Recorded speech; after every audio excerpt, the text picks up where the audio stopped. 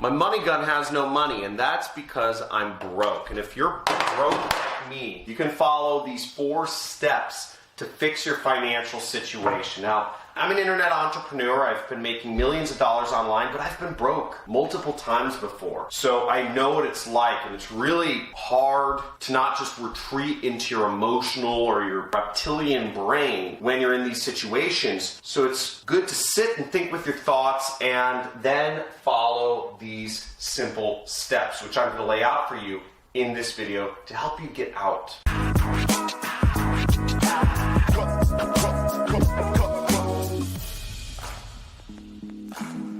When you're struggling financially, it's hard. It's hard to think. It's hard to find a way out. You want a lottery ticket to just come up with the winning numbers, right? You want that miracle job offer to just appear and you get accepted for that great job making $5,000 or whatever it is a month. Or you just want that online business that you've been struggling with, right? That online business that you know can work, that miracle online business. It's going to make you a lot of money just to work and just to feed money into your bank account. Just stuff it in there, right? But let's be real, is that you can't rely on any of those situations. You have to figure something out. And the first thing you have to figure out is you have to be open, right? Because that miracle, if you've never been successful in your own business before, it's not something to rely on. First off, you need a money vehicle, okay? A money vehicle. You need a money vehicle, and that's either a job or a business.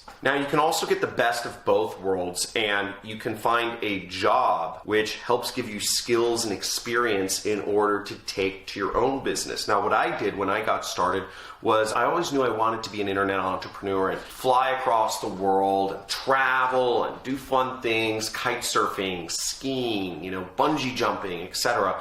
And I chose the path of both worlds. I got a job working for an internet business. So while I was working my job, I was learning 8 hours, 10 hours a day I was working. I was learning every single hour of the day skills that I could directly take over to my own business and make new money. This is the hardest one because it's managing your finances, tracking, budgeting, and making sacrifices. Now, a lot of folk do not want to track their finances. It seems like such a demeaning and patronizing thing to have to write down all of your purchases and write down where your money's going.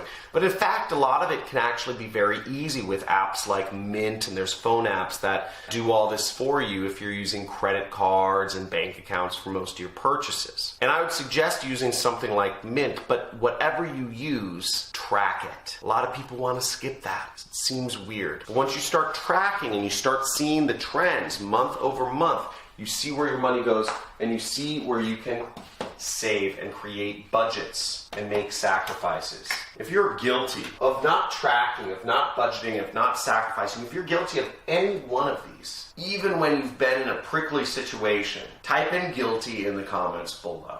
And it's okay. We're all on the John Crestani channel here. It's chill, no judgments. But make sure you take this into account. Type in guilty if you are, because understanding what you're doing is the first step to making changes. Okay, now generally speaking, if you're creating a budget, this is a fairly rough budget, but the buckets I've created were necessities, long-term savings, financial freedom, education, and fun. Now what you can do is you can bucket things this way, but you want to create a budget. Write it down. Start analyzing your finances. Start actually looking at things.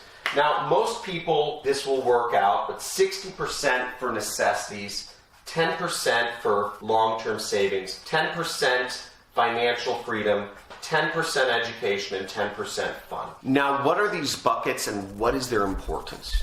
You might be wondering. Well, necessities are things like rent. They're things such as food. Maybe it's health insurance, etc. Whatever you consider a necessity, these are necessities. And be real. Don't say fun is a necessity. Fun is fun category. Fun category is stuff like vacations, trips, eating out. Education is investing in your own self. You're not going to grow. You're not going to get to the next level if you don't invest in your education.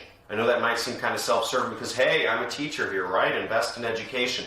But let's be real here. Most people spend way too much money on education. Most people spend like In America, people spend $100,000, $200,000 to send each of their kids to college. That's out of control. Financial freedom is long-term investments. It's cash flow stuff. And this isn't a necessity in the beginning, but I include it in there because I think it's important. Cash flow things can be stuff such as bonds. They can be things such as real estate. Really, I look at them as stuff such as real estate. That's where I'm putting my financial freedom stuff in, income properties. And long-term savings in America, it's your retirement account. It's stuff you're not going to touch until you retire. And keeping a habit of always putting away 10% towards your retirement is a very good habit to get into. Now for me, my budget, it's a bit different than this. I'm in probably a different income tier than most people. I am in the 1%.